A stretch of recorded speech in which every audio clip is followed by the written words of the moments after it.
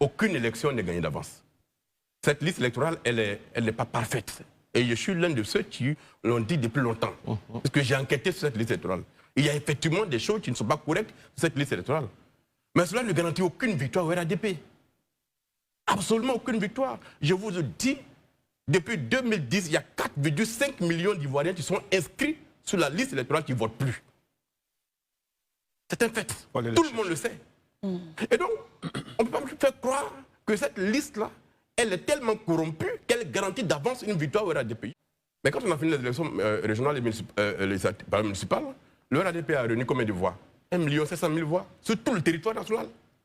Ça veut dire qu'il n'y a rien qui garantit que le RADP va gagner les élections en 2025. Il faut que les Ivoiriens s'élèvent et aillent voter. S'ils veulent le changement, le 25, ils l'obtiendront. Ce qui fait la différence, c'est la participation.